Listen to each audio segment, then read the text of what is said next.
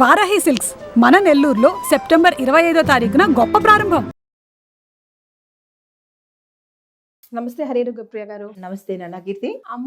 అమావాస్య వస్తోంది, పితృపక్షాలు.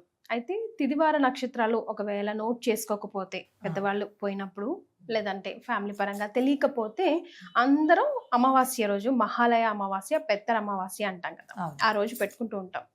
సో చాలా చాలా ఇంపార్టెన్స్ ఉంది ఈ అమావాస్య రోజు, మొత్తం సంవత్సరం అంతా పోలిస్తే. ఎందుకని? అయితే మనకి అమావాస్యల్లో ప్రతి అమావాస్యకి ఒక్కొక్క విశిష్టత ఉంది. అమావాస్య అంటేనే విశిష్టత కలిగింది. రెండు రకాలుగా చెప్పుకోవచ్చు. ఒకటి, అమ్మవారి లక్ష్మీ అమ్మవారికి జన్మదినమైనటువంటి తిథి అయినటువంటిది అమావాస్య. అయితే రెండోది ఏంటంటే, పితృకర్మలకు, పితృదోషాలు పోగొట్టుకోవడానికి, పితృతర్పణాలు వదులుకోవడానికి ప్రతి మాసంలో వచ్చే అమావాస్యను కూడా మనం ఉపయోగించుకుంటాం. జనరల్గా పర్సెప్షన్ ఏంటంటే, అమావాస్య అనగానే నిషిద్ధమైనది, మరి ఏది చెయ్యకూడదు అని అనుకుంటారు. అయితే ఈ పితృపక్షాల సమయంలో ఈ వచ్చే అమావాస్య పేరు పితృపక్ష అమావాస్య, సర్వపితృ అమావాస్య. ఈ రెండు రకాలుగా కూడా పిలుచుకుంటాము. అయితే పితృపక్షాల సమయంలో ఇది ఆఖరి రోజు, 15 రోజుల్లో ఇది ఆఖరి రోజు. ఈ సమయంలో కనుక ఈ 15 రోజుల్లో చేసుకోలేని వాళ్ళు, వాళ్ళకి తిథి తెలియని వాళ్ళు, చేసుకోవడానికి అవకాశం లేని వాళ్ళు, కనీసము ఈ సమయంలోనైనా, ఈ అమావాస్య రోజైనా కనుక పితృతర్పణాలు కానీ, పితృపిండాలు కానీ, లేదంటే పితృదేవతలకు సంబంధించిన పరిహారాలు కానీ చేసుకుంటే వారికి చేరుతుంది అనేది శాస్త్రంలో చెప్పబడింది. మనలో చాలా మందికి డేట్స్ గుర్తుంటాయి కానీ తిథులు గుర్తుంటాయి. కానీ చాలా ముఖ్యంగా తిథుల ప్రకారమే పెట్టుకోవాలంటారు కదా. పెట్టుకోవాలి అంటే మనకి జనరల్ గా కూడా చూడండి, బర్త్డేలు ఇలాంటివన్నీ కూడా డేట్ల ప్రకారం చేసుకుంటాము. ఇలాంటి పితృకు సంబంధించినవన్నీ తిథుల ప్రకారం చేసుకుంటాము. అయితే మనకి తిథులు తెలియకపోయినా, నాన్నగారు, తండ్రి, తాతగారు ఆ వరకు తెలుస్తాయి. కానీ ఇంకా కొంచెం ముందుకెళ్ళే తరానికి మనకి తెలియనప్పుడు, ఆ తిథులు మర్చిపోయినప్పుడు కూడా వాళ్ళ పేర్లు చెప్పుకుని కనుక చేసినట్టయితే ఆ గోత్రం ఉంటుంది, గోత్రపరంగా కూడా వాళ్ళకి పెడుతుంది. తర్వాత వాళ్ళ తిథి ప్రకారము పెడుతుంది. తిథి మర్చిపోయినప్పటికీ మన తండ్రి తరపు నుంచే కదా చేసుకుంటాము, ఆ ఒక్క వాళ్ళ తాలూకా గోత్రం బట్టి కూడా మనము ఈ తిథి మర్చిపోయినా కానీ ఈ సమయంలో చేసుకోవచ్చు. ఏమి తెలియకపోయినా ఈ అమావాస్య రోజు వాళ్ళ పేర్లు తలుచుకుని కనుక చేసినట్టయితే కనుక వాళ్ళకి చేరుతుంది అనమాట. ఎస్. మరి ఒకవేళ మగ పిల్లలు లేని వాళ్ళ పరిస్థితి ఏంటి? అస్సలు పిల్లలు లేని వాళ్ళ పరిస్థితి ఏంటి? కొంతమంది ఫారిన్ కంట్రీస్ లో ఉండుంటారు, వాళ్ళ పరిస్థితి ఏంటి? ఆల్టర్నేట్ గా మనం ఏం చేయొచ్చు అంటారు? మగపిల్లలు లేని వాళ్ళ సంగతి చూసినట్టయితే కనుక ఆడపిల్లలే ఉంటారు. ఫస్ట్ పాయింట్, మగపిల్లలు లేకపోయి ఆడపిల్లలు ఉంటే కనుక వాళ్ళ అల్లుడు అంటే పిల్ల తాలూకా హస్బెండ్ చేయొచ్చు, వాళ్ళ పిల్లలు దహోత్రుడు అంటారు, మన వాళ్ళు చేయొచ్చు. సరే, వాళ్ళకి ఇంకా పిల్లలు పుట్టలేదు, పెళ్లి కాలేని ఆడపిల్ల ఉంది అంటే కనుక వాళ్ళు ఏం చేయాలంటే, దేవాలయంలో తండ్రి పేరు చెప్పి ఆ తండ్రి తరపున కర్తను వేసుకుని ఆ పిల్ల చేయొచ్చు. బ్రాహ్మణుని కర్తగా పెట్టుకుని చేయించేసుకోవచ్చు. ఆ రకంగా కూడా వాళ్ళకి చెందుతుంది. అసలు పిల్లలే లేని వాళ్ళు ఏం చేయొచ్చు అంటే కనుక, స్వయం పాకం బ్రాహ్మడికి ఇచ్చుకుని వాళ్ళ తాత తల్లిదండ్రులు 3 తరాలు, ఇటు 3 అటు 3 తరాలు, మాతా వైపు పితా వైపు అంటే మాతామహి, మా తాతగారు, ఆ పై తాతగారు, ఇటువైపు ఈ తాతగారు, ఈ తాతగారి తాలూకా తండ్రి, ఇలా 3 తరాల వరకు వాళ్ళ పేర్లు చెప్పుకుని మనం చెయ్యలేము, పంతులు గారికి చెప్పినా లేదా అంటే ఏదైనా క్షేత్రంలో చెప్పినా వాళ్ళు చేయించేస్తారు. రైట్. సో అస్సలు చేయకూడని పనులు, ఖచ్చితంగా చేయాల్సిన పనులు ఈ రోజు ముఖ్య సమయంలో. ఓకే, ఈ 15 రోజుల పాటు చేయవలసిన పనులు: దానాలు, జపాలు, తర్పణాలు, హోమాలు, పూజలు. ఇవి చేయాలి. చెయ్యకూడని పనులు అంటే కనుక, ఎందుకంటే ఈ సమయంలో చేసే పనులకి ఏదైనా దానాలకు కానీ జపాలకు కానీ 1000 అవుతుంది అని మన శాస్త్రవచనము. అలాగే ఈ మంచి పనులు 1000 చెడు పనులు కూడా 1000 అవుతాయి కదా.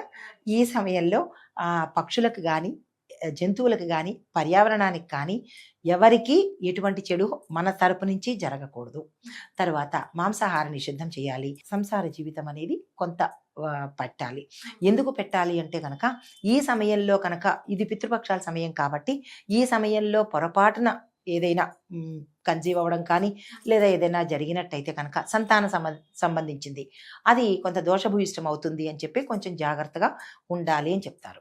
మరి అయితే 15 రోజుల పాటు కష్టం కదా అని అనుకున్నప్పుడు, దీనికి అంటే పగలపూట కానీ కొంత సమయాలు చూసుకొని పగలపూట నిషిద్ధము, ఉపవాసం ఉన్న రోజు నిషిద్ధము, తర్పణాలు వదిలిన రోజు నిషిద్ధము, పిండాలు పెట్టిన రోజు నిషిద్ధము, ఈ సమయాల్ని చూసుకొని అప్పుడు మనం దాంపత్య జీవితానికి ముందుకెళ్ళచ్చు. మద్యం చేయకూడదు, మద్యం తీసుకోకూడదు, మాంసాహారం తినకూడదు. ఇలాంటి కూడని పనులు అందరికీ తెలిసినవే, కానీ కూడని పనులే చక్కగా చేస్తూ ఉంటాం మనం. కూడిన పనులు అంటే అస్సలు నైవేద్యంగా సమర్పించి మరి కొంతమంది ఆనవాయితీగా చేసేస్తూ ఉంటారు. ఆకాశపటికే అనుకుంటారు, ఆకాశపటికి కాదు, ఆ రోజంతా పాటించాలి. అమ్మ కొంతమంది మనల్ని పిలుస్తూ ఉంటారు కదా భోజనానికి, అది దేవతల మీద పెడుతున్నాం అని చెప్పేసి. ఆ టైంలో ఒకవేళ మహిళలకి పీరియడ్స్ ఉంటే ఆ పూజకి అటెండ్ అవ్వకూడదా? అవ్వకూడదు. పీరియడ్స్ ఉన్నప్పుడు మామూలు పూజకే పనికిరానప్పుడు దేవతల కన్నా మోస్ట్ పవర్ఫుల్ పితృదేవతలు కదా, ఆ సమయంలో బయటికి వెళ్ళకూడదు. ఆ పూజా కార్యక్రమాలు కూడా ఆ సమయంలో చూడకూడదు అయిన వాళ్ళు. అయితే ఇక్కడ ఇంకొక సందేహం కూడా చెప్పొచ్చు. ఏంటంటే గనక మన ఇంట్లో తర్పణాలు వదులుతున్నప్పుడు లేదంటే ఈ హోమాలు ఈ సమయంలో పితృకార్యాలు జరుగుతున్న సమయంలో చేసే యజమానురాలు కనుక బయట చేరినట్టయితే కనుక అక్కడికి అది ఆపేసి మరుసటి రోజుకి పెట్టుకోవాలి. మనం చెప్పలేం కదా, ఒకరున్నా కూడా, ముఖ్యంగా ఇంటి యజమానురాలు మరి చిన్న వయసులో ఉన్న వాళ్ళే చేస్తుంటారు కదా, అలా అయినప్పుడు కనుక మధ్యలో హోమంలో కానీ తర్పణాల్లో కానీ పిండ ప్రదానం అప్పుడు కానీ బయట చేరినట్టు కనుక తెలిసినట్టయితే అక్కడికి అది ఆపేసి మరుసటి రోజు కనుక, మరుసటి రోజు అంటే ఈ కార్యక్రమం అయినప్పుడు కనుక పెట్టుకోవచ్చు. ఇంకొక సందేహం కూడా రావచ్చు, మరి ఈ లాస్ట్ 3 రోజులు ఉన్నాయి, అమావాస్యకి ముందు రోజు, ఆ ముందు రోజు, ఈ సమయంలో మేము చేసుకుంటున్నాము, మరి ఆ సమయంలో కనుక ఆ ఇంటి యజమానురాలు కానీ ఆ ఇంట్లో వాళ్ళు కానీ బహిష్టు చేరినప్పుడు మరి ఏమిటి చెయ్యాలి అని అన్నప్పుడు, మరి 3 రోజుల తర్వాత కదా, అప్పటికి అమావాస్య అయిపోతుంది కదా, మరి ఎట్లా అంటే కనుక ఈ ముందు రోజు వరకు పెట్టింది ఉంది కదా, ఆ తర్వాత దీన్ని ఏం చేస్తామంటే అక్కడికక్కడికి స్వస్తి చెప్పేసి మళ్ళా మనకి ఆశ్వీజ మాసంలో అమావాస్య వస్తుంది. ఆ అమావాస్యకి ఈ తర్పణాలని మనం కంటిన్యూ చేయొచ్చు. లేని పక్షంలో దీన్ని ఆ ఇంటి బయట చేరిన ఆవిడకి 5 రోజులు అయిపోయిన తర్వాత ఈ దంపతులు ఇద్దరూ కలిసి ఏదైనా క్షేత్రానికి కానీ ఏదైనా నదికి కానీ వెళ్ళి అక్కడ దాన్ని కంటిన్యూ చేసేసుకోవచ్చు. అమ్మ, స్వయం పాకంలో ఖచ్చితంగా ఉండవలసినవి అస్సలు ఉండకూడనివి అంటే కొన్ని ఇప్పుడు కాకరకాయ అలాగా ఉండకూడదు అని నేను విన్నాను. ఖచ్చితంగా గుమ్మడికాయ లాంటివి ఉంటే బాగుంటుంది, అది శ్రేష్టం అని విన్నాను. సో అట్లాగా స్వయం పాకంలో ఉండవలసినవి కొన్ని పదార్థాలు, చేదు పదార్థాలు, జిగురు పదార్థాలు ఉండకూడదు. అవి ఆ కాయగూరల్లో మనకి చేదు పదార్థాలు ఏమిటి? కాకరకాయలు. జిగురు పదార్థం ఏమిటి? బెండకాయలు, చామదుంపలు, ఇలాంటివి. బంగాళదుంప జిగురు కాకపోయినా దుంప పదార్థాలు ఉండరాదు. జిగురువి చేదు పదార్థాలు మనకి దీనిలో నిషిద్ధము. అయితే ఉండవలసినవి ఏమిటి అంటే కనుక శ్రేష్టమైనవి ఆకుకూరల్లో కూడా తోటకూర కంపల్సరీ ప్రధాన పాత్ర ఉంటుంది. తోటకూర కంపల్సరీ ఉండాలి. తోటకూరతో పాటు ఇంకా ఏది చేర్చుకున్నా పర్వాలేదు, ఏది లేకపోయినా ఉత్తి తోటకూర ఉన్నా పర్వాలేదు.